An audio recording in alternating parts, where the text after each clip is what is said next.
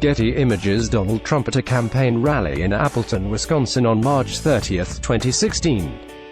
The latest congressional testimony about an infamous opposition research dossier on Donald Trump is full of explosive allegations and suggestions about the real estate magnate turned president's potential dealings with organized crime figures, the sources of his often bragged about wealth and potential entanglement between Russia and the National Rifle Association.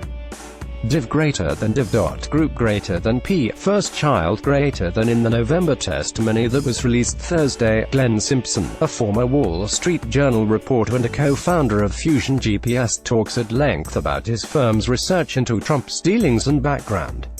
Fusion GPS commissioned the dossier compiled by former British spy Christopher Steele. The release of the testimony comes more than a week after Sen. Dianne Feinstein released Simpson's testimony from a closed-door interview session with the Senate Judiciary Committee. That move drew harsh condemnation from Trump, who referred to Feinstein as "sneaky Dianne." The release of the House panel testimony couldn't come at a more dramatic time for Trump, either, as the president marks his first full year in office and the government barrels toward a shutdown this weekend. Trump is also a central figure in a probe led by special counsel Robert Mueller, who is investigating Russian meddling in the 2016 election and potential ties between Trump's campaign and the Kremlin. Both transcripts also hit the news in the middle of the furor over Michael Wolff's tell-all book, Fire and Fury, Inside the Trump White House, which cited former Chief Trump strategist Steve Bannon disparaging the president's son Donald Trump Jr., daughter Ivanka Trump and son-in-law Jared Kushner. Trump has denied collusion with Russia and has extensively criticized Wolff's book and Bannon, the latter of whom has reached an agreement to talk to Mueller. Simpson's testimony to the House Intelligence Committee is fueling already heated speculation about whether Trump is somehow indebted to Russian business and government figures. The president, for his part, has repeatedly called allegations of improper ties to Russia a hoax, and often dismissed the dossier. Here are some of the highlights of Simpson's testimony in November. Simpson said it was hard to track down reliable information about Trump's financial situation, but he said he thinks Trump's wealthy father, Fred, set him up rather nicely.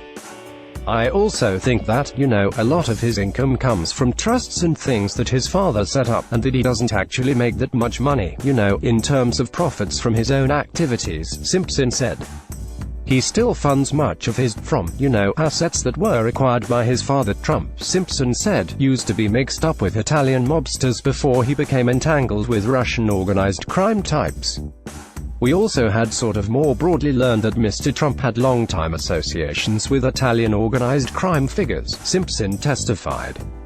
And as we pieced together the early years of his biography, it seemed as if during the early part of his career he had connections to a lot of Italian mafia figures, and then gradually during the 90s became associated with Russian mafia figures. Many Trump businesses were not that profitable, according to Simpson, but the 2013 Miss Universe contest in Russia turned a profit for the mogul.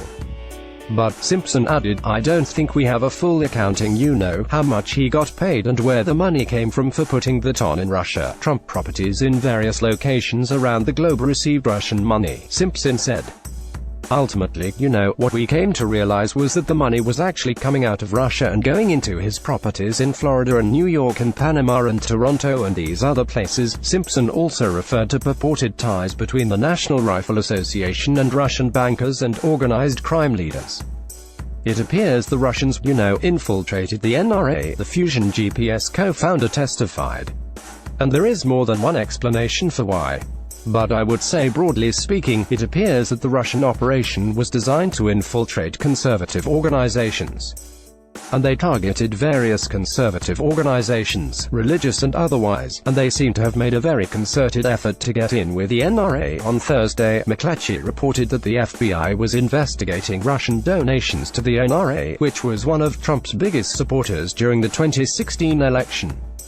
You can read the full transcript of the testimony here.